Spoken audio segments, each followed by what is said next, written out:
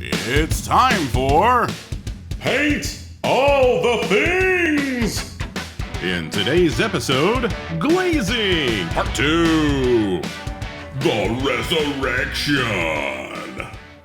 Today's episode of Paint All the Things is brought to you by nobody. I can't get any sponsors. Hey, what's up everybody? Welcome to Paint All the Things. I wanted to show you how to glaze armor today, and what better armor lends itself to glazing than the Eldar. When man was but monkey, the Eldar had created a galaxy-spanning empire using advanced technology, the likes of which had never been seen, until they just decided one day that they were just going to have a giant party, and they all blew themselves up in some kind of giant space rave and popped into existence the chaos god of sex, drugs, and rock and roll. But hey, you know, I ain't no judge. Different strokes and all that, I get it. But in the current 40K version of Eldar, they always just seemed really clean and shiny, and I think that this technique really just brings that out. But anyways, let's get to painting. So for today, I'm going to be going with a standard Iyanden color scheme, which is basically just yellow and blue. And the colors that I am using today is Jakara Orange, Averland Sunset, Uriel Yellow, Flash Gets Yellow, and the Glazing Medium by Vallejo. You can also use Lamian Medium by Games Workshop, but I prefer the Vallejo bottle applicator, quite frankly, just because it's a lot easier to control. But whatever you use, make sure it's a medium and not water. Water doesn't work well with glazing. The binding just doesn't work.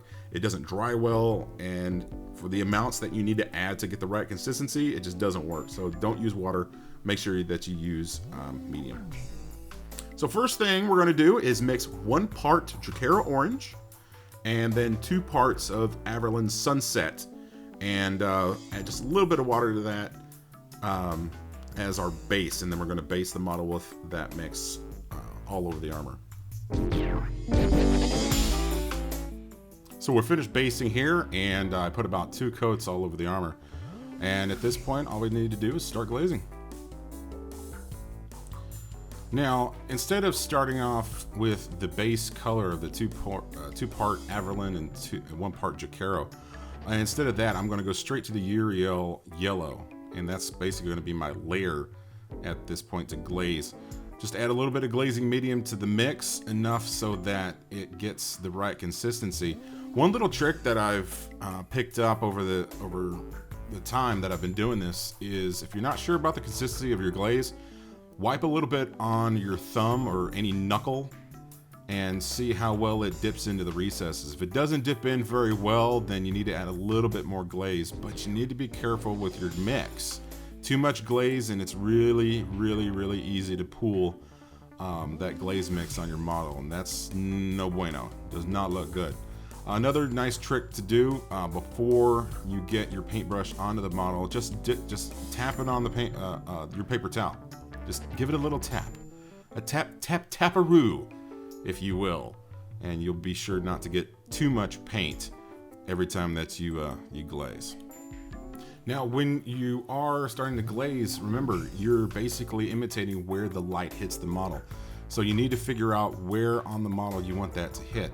On this one, it's at the top of the armor, certain places on the outside tops of the arm over here, the shoulder pad, his power pack, tops of the kneecaps, that kind of thing. One way that I figured out that really helps a lot is if you take a picture of the model before it's painted, get a light, shine it down on the top of it or at a little bit of an angle, and then take a picture of it straight on, and then put that picture up, put it on your computer screen, what have you, but keep that picture up as a reference for you while you're glazing, and that'll really help you figure out exactly where the lightest parts need to be and how to apply the glaze. Now, a word on technique. As you'll see, what I'm doing is I'm pulling the paintbrush towards the front tip there, and the reason for that is because that is where I want the lightest part of the paint to end up.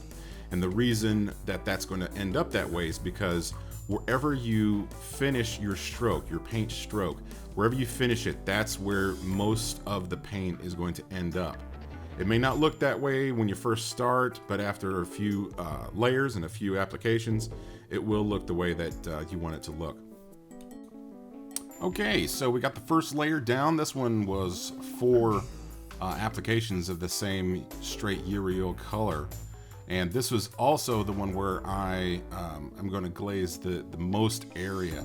And you'll see what I mean a little bit later on. Basically, when you are glazing, the higher the colors go, the brighter the shades, the less surface area you're going to be painting on. And when you get down to the brightest areas, that's when it's just, especially on armor, it's very, very little bit of paint in just a very small area. So this time around, I'm going to be adding Flash Gets Yellow, and then I'm adding a little bit of that Uriel Yellow to the Flash Gets Yellow, because this is more of a transitionary bit of glazing here. So once we get these layers down, then we'll move on to the next step. Alrighty then. As you can see here, the colors are brightening up a little bit more than they were. You can sort of see where here on the tops and the outsides, tops of the knee pads, tops of the feet, and somewhere around the fingers and such, that the colors are transitioning a little bit more. They're blending more into the base color, and all we need to do at this point is just increase that transition a little bit more. So what I'm going to do is I'm going to bring that up, and remember, this part is where it really is going to start hitting more of the outsides, the very tops of that. And what I'm going to do is go straight with Flash Gets at this point by itself, without the other Uriel Yellow in there to transition. Add some more medium to it, and then just start applying on a smaller scale. Now, as you can see here, when I say small, I mean small. This is definitely not as much surface area as the other applications of this particular glazing. So when you're getting up to the very tips of this, or the very tops of the shade color, make sure that you're not painting on too much surface area, because that's definitely not going to get you the results that you're looking for. And on to one of the very last parts of this. I'm mixing 1 part of white scar into the previous mix of the Flash Gets that I had before. I'm not adding any new Flash Gets, I'm just adding the white scar to it to brighten that up, and then adding it very sparsely to even lighter parts or smaller parts than what I did before. Make sure that you do this in all the different parts that you want it to shine the most, because this is part of where the last bit of real highlight is going to take place.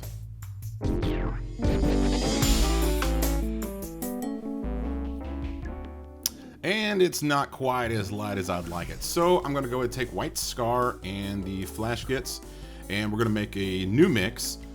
This one, a little bit more of the white scar than I had in there before, and then we're going to apply that to the smallest areas. Now, a word on your mixes. Now, a lot of times I'll say, you know, I use 2 parts of this, 1 part of that, 1 part of this, 2 parts of that.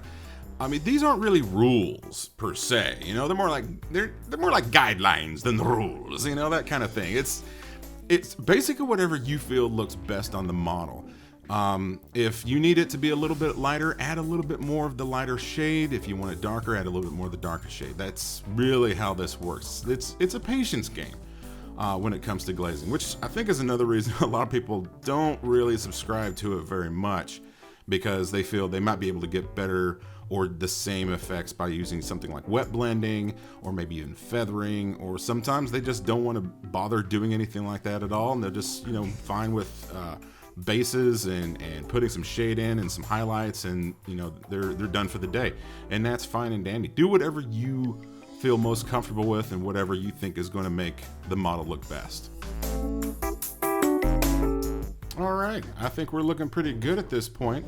I've pretty much got it just about everywhere I need it to, but I do want to add just one more highlight to this, just to make all the tips pop.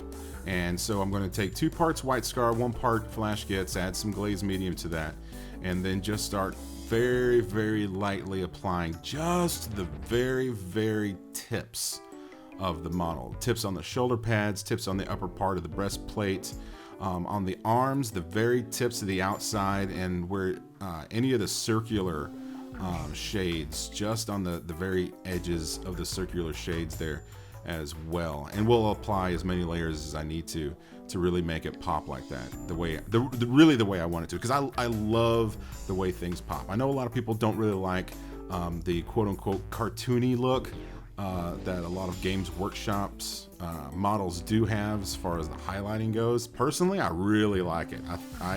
And really for me, that's just because when your models are sitting there 4 feet down from you when they're sitting on the table, most of the time, if you got a realistic, quote-unquote realistic paint job on it, you can't really see it from there. I like to be able to see really great paint jobs from 4 or 5 feet away.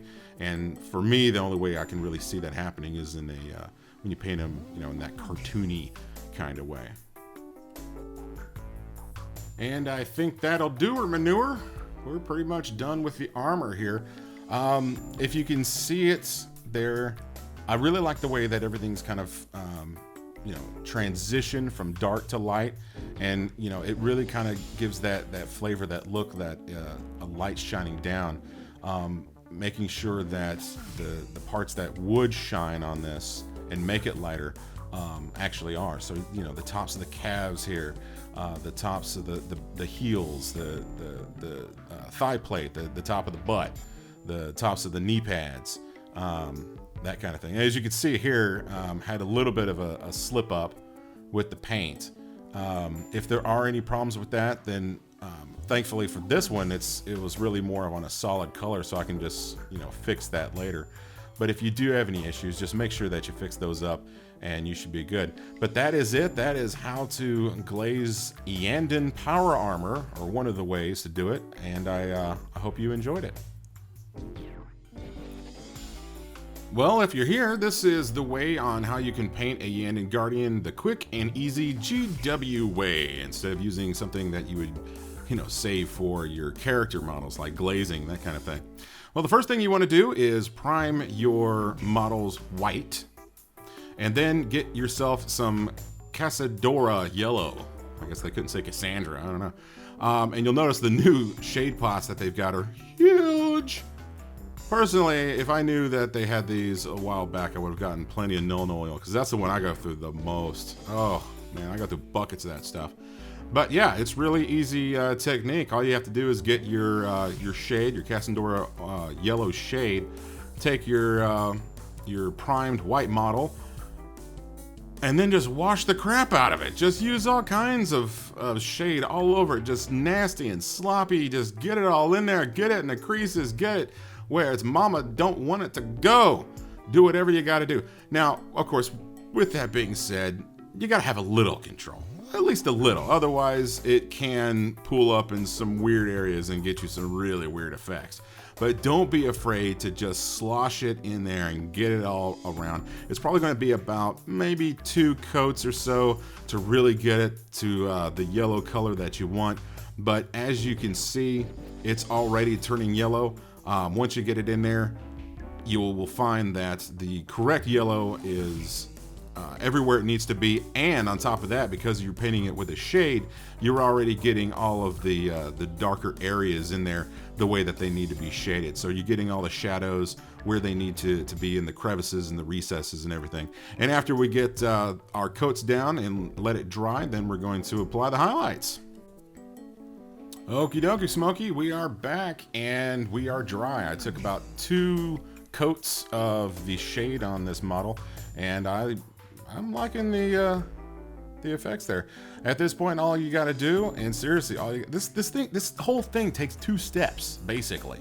You put the shade on, get it to where you want it, and then add white scar for highlights. Boom, bada bang, you're done. All you got to do is just get in there with a nice small tipped brush. Add a little water. I, of course, use my wet palette for every painting job that I pretty much do. I just, I choose nothing else. And just get in there on the very tips and highlight your model.